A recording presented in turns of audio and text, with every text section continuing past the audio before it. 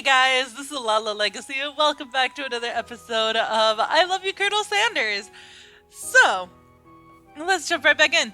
Together, you dig the utensil into the mashed potatoes and lift a heaping sporkful up. When you see Ashley with a sinister look, you know she's plotting against you to be with Colonel Sanders. And then, filled with rage and without thinking, you fling the sporkful of mashed potatoes right into Ashley's stupid, beautiful face. A Van! Do something!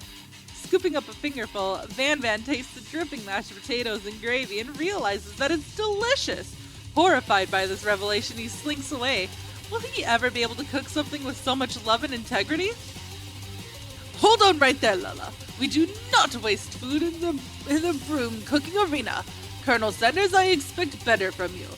If you throw one more spoonful, you'd both better be prepared to eat it from wherever it lands.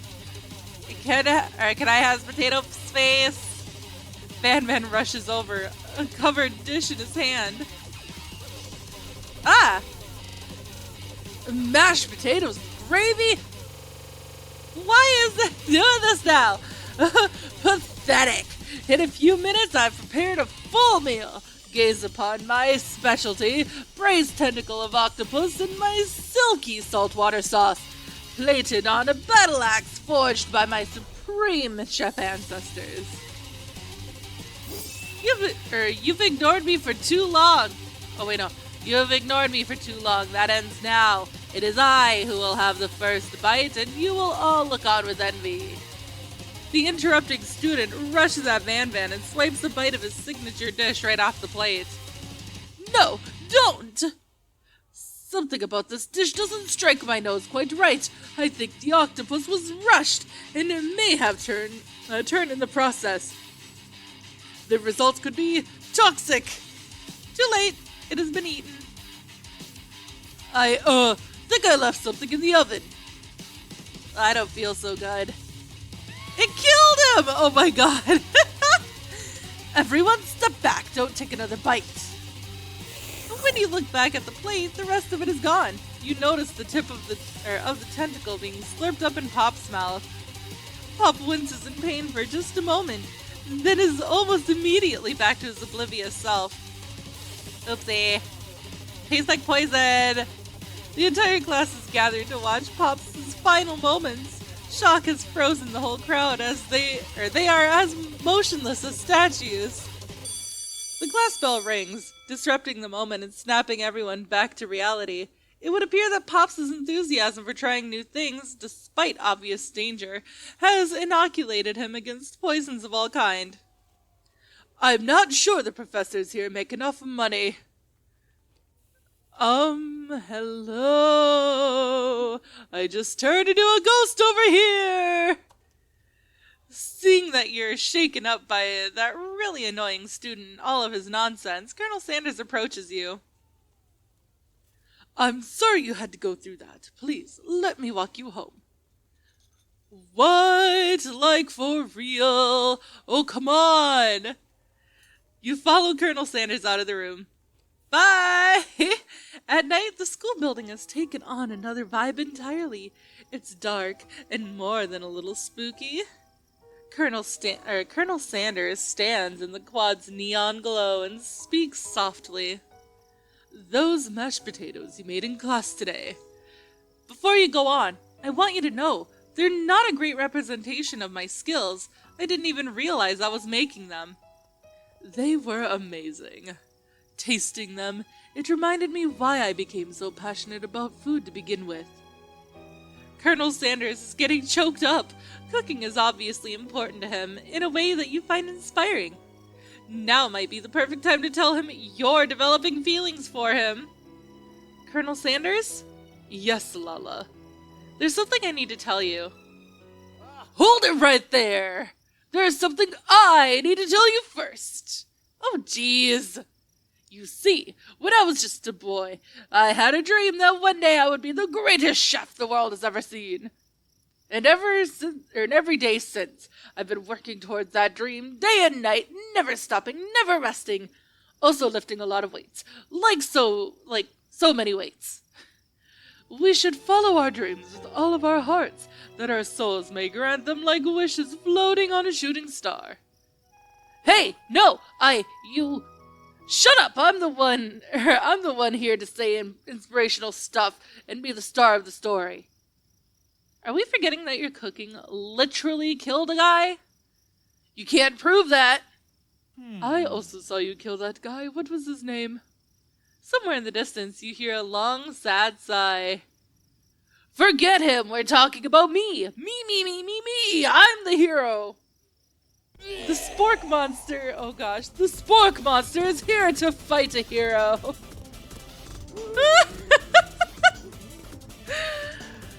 I think I left the fridge door open. Later, nerds! How dare you threaten me just as I was letting down my guard and connecting with another chef on an emotional level? Be afraid, be very afraid, of me, because I'm a monster, see? Is he rhyming on purpose, or is that just a coincidence? But before you can discuss syntax any further, it's a turn-based fight sequence! What will you do? Let's attack. You decide to go on the attack. Which attack will you use? Cook with love! Cook with love does 1 damage. It just got real. That attack really upset Spork Monster. Spork Monster goes on the attack. They spit hot gravy at you. You take 1 damage. Let's attack again. You decide to go on the attack. It worked last time, right? Cook with love. Does 1 damage. Spork Monster won't forget this. Spork Monster is really feeling threatened by your attack. Spork Monster focuses their mashed mind and draws an energy from Mother Earth itself. They grow larger and more intimidating. How will you respond? We're going to defend. You decide to defend. Which defense will you use? Trepidation! You hold your head between your hands and mutter, "This is not happening. This is not happening." Spork Monster is no quitter. Buffed up and ready to rumble, they go on the attack once again. Oof! Spork Monster uses utilitensile. You take 2 damage from the attack. If you take much more damage, you're not going to survive the battle.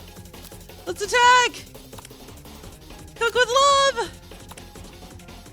He is oozing cheese sauce onto the lawn of the quad. I wonder who is going to have to clean that up. Feeling vulnerable. Oh no. Spork Monster prepares for its ultimate attack. Rounded edge. Vile villain, your reign of terror stops here. Colonel Sanders summoned the energy of 1,000 chickens! Pot Pie Power Pinch! Pot Pie Power Pinch does 10 damage. Spork Monster is defeated.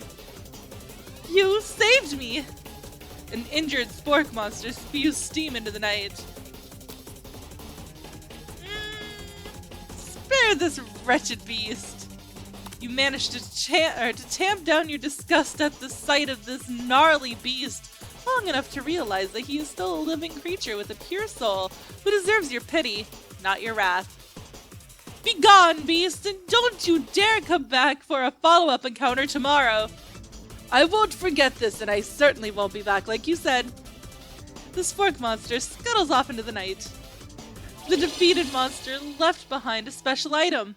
It appears at first to be a cookbook, but upon closer inspection, it's so much more. It's a book of magic spells with a golden chicken on the cover.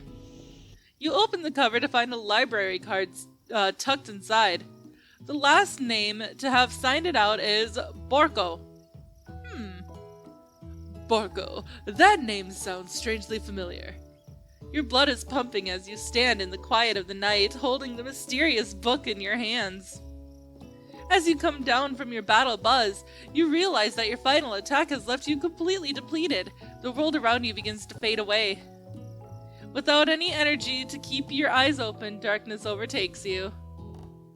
Oh goodness, the image of Colonel Sanders flashes before your eyes as you fall asleep. He must have helped you get home. In your tired state, you don't know if you could have made it without him. What a guy! You want to thank him, but you don't have the strength to utter a single word. You feel your covers being pulled up over you as you are tucked in tightly. Good night, my Colonel.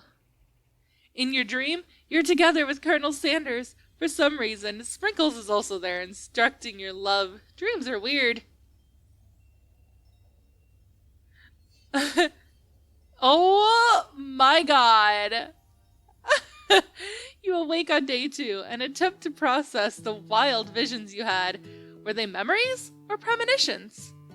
And then there was that secret ingredient that Colonel Sanders went ahead and told you outright. Not much of a secret, huh? It's probably just because he already trusts you so much. Sure, that makes sense. We'll go with that. The game is self-aware of how ridiculous it is. You meet up with your bestie in front of the school. Before you can tell her about the encounter with the spork monster, she launches into a story of her own. Okay, I know this might sound a little strange, but I think I might like Pop! Like him? Like?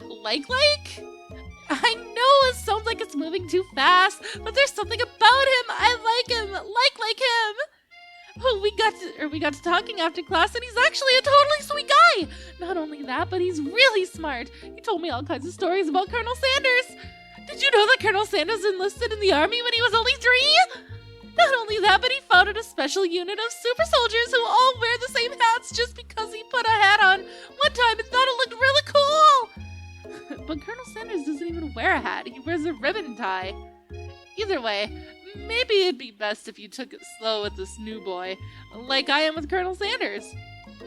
You and Colonel Sanders? The coolest guy in school? The most famous student to ever attend University of Cooking School Academy for Learning?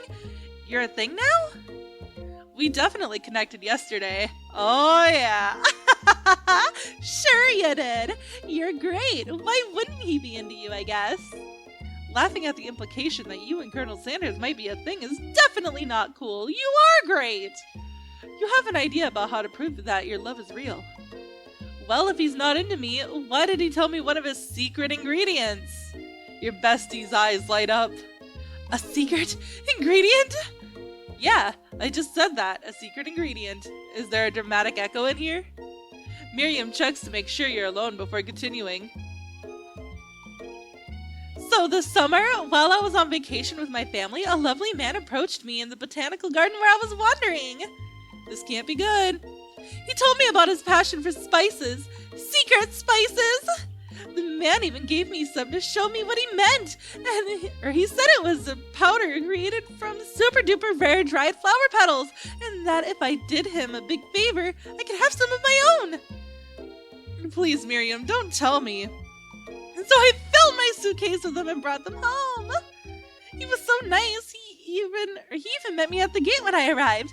Later, when I cooked with them, a strange feeling came over me, and the flavor was unlike anything I'd ever tasted. I think you're being very liberal with the meaning of spices here. Whatever. Anyhow, we both share an interest in cooking, so we've stayed in touch, like pen pals. I bet he would love to know more about new spices. Well, I'm definitely not supposed to share Colonel Sanders' secret recipe. And besides, I only know the one ingredient, so I doubt it'd be much use to anyone. Please, please, please! It would mean the world to me. No one has to know it came from you or Colonel Sanders. What do you think? Should you protect Colonel Sanders' secret or share it with your bestie? We're gonna make up a fake ingredient. You quickly think of a fake ingredient name. I don't know. How about... It was Eye of Newt. I know that sounds like some kind of witch's potion, but what can you do? Eye of Newt! Wow! Her eyes light up, imagining such a thing, and you figure that you've satisfied her curiosity and she'll move on. However, she immediately turns around and does some thumb typing on her phone that you can't quite see. That's probably not good.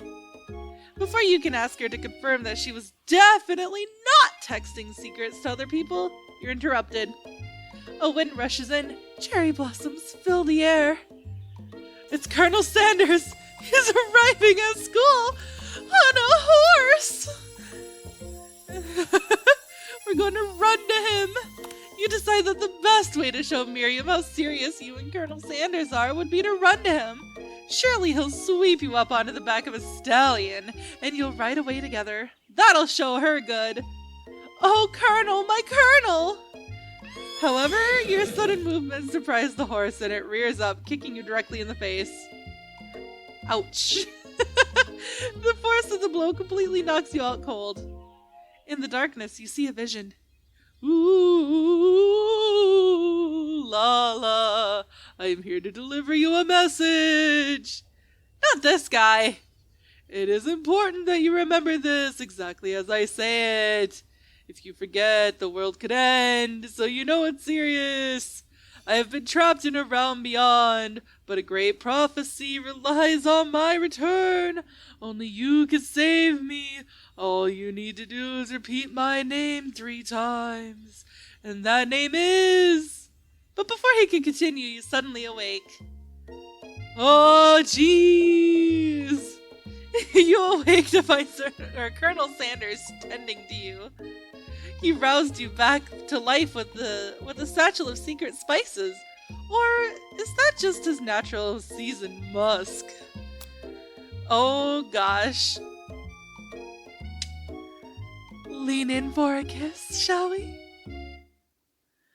Whoa, whoa, whoa! You've known him for a day! Are you really sure? I guess you must be. You put your arms around Colonel Sanders' neck and pull him in for a kiss. But he... No! Oh no, I messed up. But he turns his face and you awkwardly kiss his ear. You can feel him shudder. Too soon! You clearly mistook his compassion for love. Ah! Your soul crawls inside of itself and you instantly die of embarrassment. Game over. Okay, guys, that is it, I guess. Unless, let's see, what if I try again? Is it just gonna take me back to the beginning? Yep.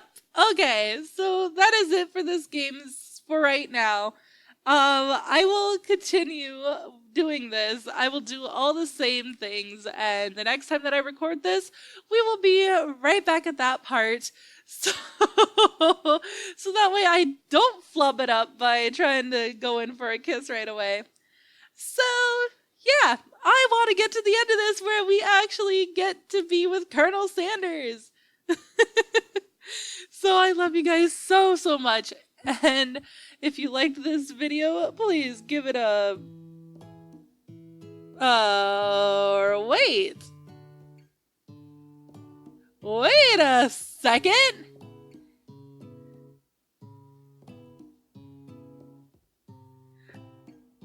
Okay, you know what? No, I'm gonna end the episode here. So if you liked it, please give it a big thumbs up down below. And if you haven't already subscribed, by subscribing, you're becoming part of a legacy. I love you guys so, so much, and I will see you in the next video. Bye-bye!